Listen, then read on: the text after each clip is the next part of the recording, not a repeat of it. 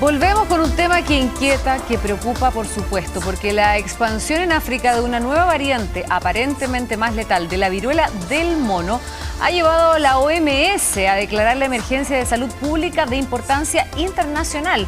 Es la segunda vez que el organismo activa el máximo nivel de alerta que prevé el Reglamento Sanitario Internacional por esta enfermedad y la octava en la historia. Es por eso que queremos conversar con Claudia Saavedra, microbióloga de la Universidad Andrés Bello y vocera de la Sociedad de Microbiología de Chile. ¿Cómo está, Claudia? ¿Qué tal? Buenas tardes. Ya, primero, yo le decía en comerciales, ¿qué es la viruela del mono?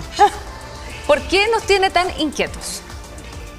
Bueno, yo creo que hay que primero aclarar que cuando la Organización Mundial de la Salud llama a una emergencia es porque surge, ¿no es cierto?, una preocupación en más de un país donde hay un aumento abrupto de casos de una determinada, ¿no es cierto?, en este caso, epidemia.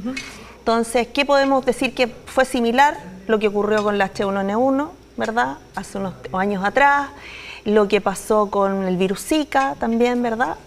Y en este minuto también sucedió con esta viruela símica, pero que ha sido bautizada como monkeypox, para no estigmatizar, digamos, la enfermedad, ¿ya? Hay una razón netamente práctica en ese sentido. Sea cual sea el nombre, ¿qué riesgos tiene para el ser humano y por qué es tan peligrosa y por qué se activa esta alerta de la OMS?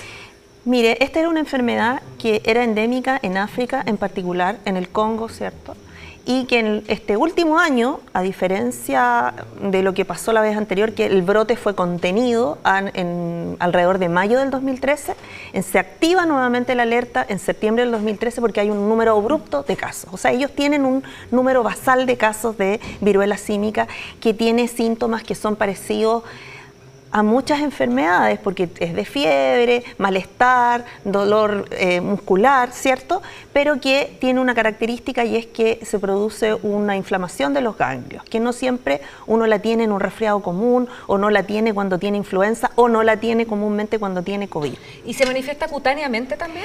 Y eso era lo que le iba a comentar, que el tema cutáneo o la aparición de estas pústulas o de estas como bombitas inflamadas en la piel son características de la enfermedad y en el último tiempo han estado asociados, aunque no los querían estigmatizar, pero están asociados a las personas, ¿no es cierto?, que tienen contacto y contagio a nivel sexual, es decir, a los trabajadores sexuales, a las personas que tienen sexo hombres con hombres o el grupo también en Estados Unidos, por ejemplo, está asociado a las minorías, a los latinos, a los afroamericanos. Porque se contagia de esa manera, a través de la transmisión sexual solamente. Y de la transmisión sexual y de la cercanía, porque la verdad es que uno se puede contagiar con los fluidos, ¿no es cierto?, la transmisión de los fluidos, o que usted haya dormido en una cama y las sábanas, ¿verdad?, que usted las tome para lavarlas, la persona que las va a lavar y manipula esas sábanas, se contagie con alguna costra, por ejemplo, de las pústulas que aún no está seca. Eso es lo que contagia también, las pústulas. Claro, que quede la costra, pero que no está seca completamente, ¿no es cierto?, y la persona se pueda contagiar. Tiene como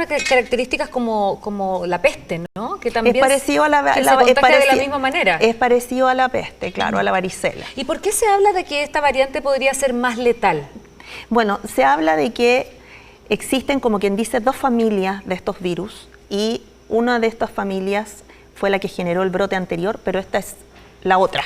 Es como tener un árbol que tiene dos ramas importantes, ¿no es cierto? Entonces esta rama ha generado este nuevo brote, pero la diferencia es que tenemos muchos casos en muy poco tiempo y, por otro lado, el porcentaje de letalidad es del 3 al 5%. O sea, eso llama mucho la atención.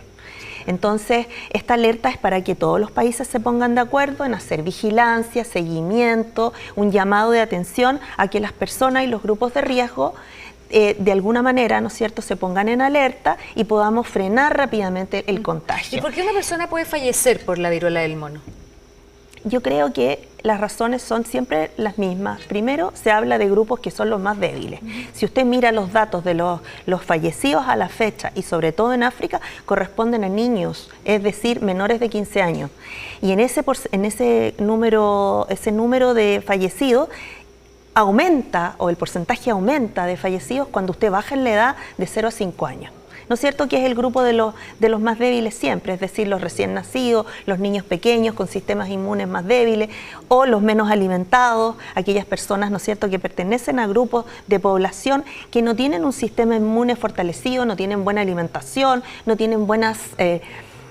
defensa, pero no solo eso, sino que no tienen buenas condiciones de limpieza. Esta es una enfermedad que puede ser contenida fácilmente y además existen vacunas. Disponibles, por supuesto, existen vacunas y yo creo que eso hace una diferencia, por ejemplo, muy grande con respecto a cuando partió la epidemia del COVID o la epidemia, ¿verdad?, del SARS-CoV-2 causada por el SARS-CoV. ¿Por qué? Porque en ese momento no conocíamos cómo se comportaba el virus, no conocíamos las vacunas y en este caso... Este es un enemigo conocido. Es un enemigo totalmente conocido y aquí hay una razón muy importante que hay que destacar. Primero tiene que ver con los grupos, tiene que ver con una equidad que tiene que ver con la economía finalmente, ¿no es cierto? En África no se disponen de tantos recursos como para comprar vacunas y vacunar a la población en riesgo. ¿Y cómo se previene, ya, además de, mantener ciertas medidas sanitarias, por supuesto, evitar exponerse, sobre todo entre los grupos de riesgo, esta vacuna es preventiva o una vez que se contrae se inocula esta vacuna? Bueno, la vacuna hasta ahora ha funcionado como una vacuna preventiva y en algunos casos que se ha probado ha funcionado como una vacuna que disminuye la severidad de la enfermedad.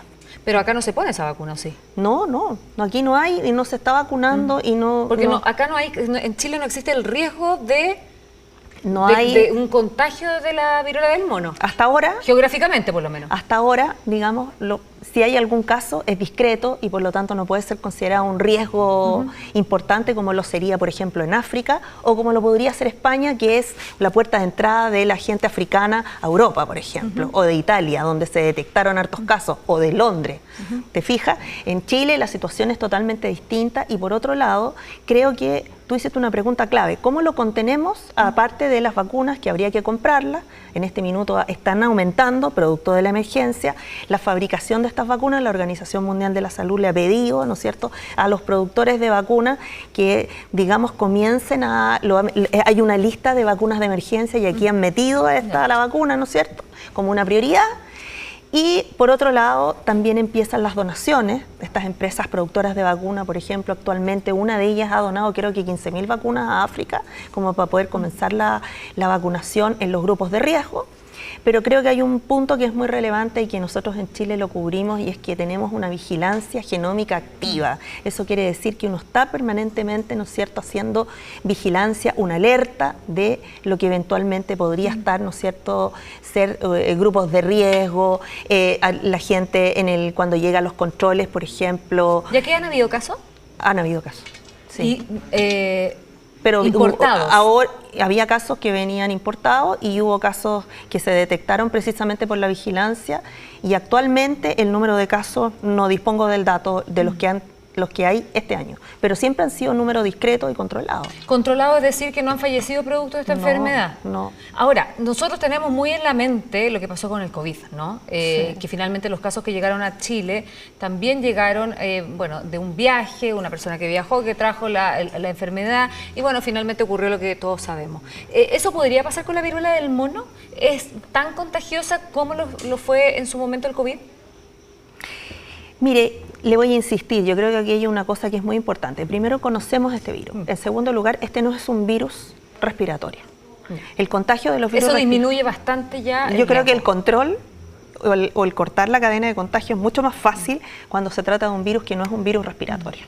¿Ven? Aquí es un virus que se transmite a través de los fluidos, del contacto sexual, del contacto de los fluidos, de la cercanía entre las personas. Por lo tanto, si usted tiene un síntoma parecido, ¿no es cierto?, o está dentro de los casos que eventualmente podrían ser viruela de este tipo, ¿verdad?, lo más probable es que los especialistas sanitarios, la gente que lo recibe a usted en el centro de salud, que tienen experiencia, por ejemplo, la gente que trabaja con VIH, tiene mucha experiencia y conoce, no solo determina la presencia del VIH, probablemente también lo hace para esto dentro de la vigilancia en esos grupos de riesgo. Entonces, de ahí se recurre a la familia, porque lo más probable es que una persona, ¿no es cierto?, en su grupo familiar, se haya contagiado, por contacto, debiera contagiar al resto. Esas personas, por ejemplo, pueden ser vacunadas, internada o ponerlas, ¿cómo se llama?, en cuarentena, y por lo tanto usted puede cortar la cadena de contagio, que es un proceso totalmente diferente a lo que ocurre con virus respiratorio, sí, claro, y que es mucho más difícil. Es mucho más difícil de detectar. Claudia, pero está sí, claro, perdón, no sé si está claro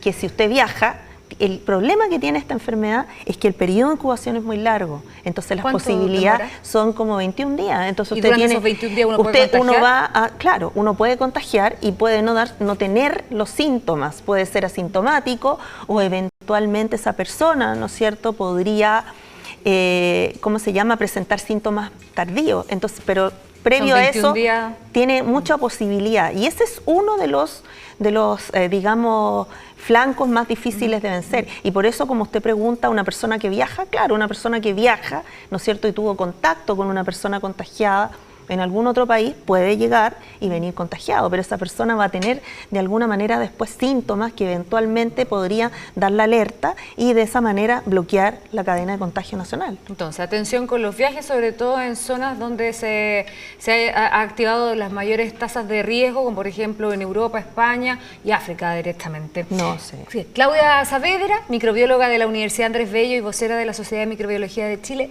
muchas gracias por esta interesante entrevista y por aclararnos también las dudas. Muchas gracias. Muchas gracias. Que estés muy bien.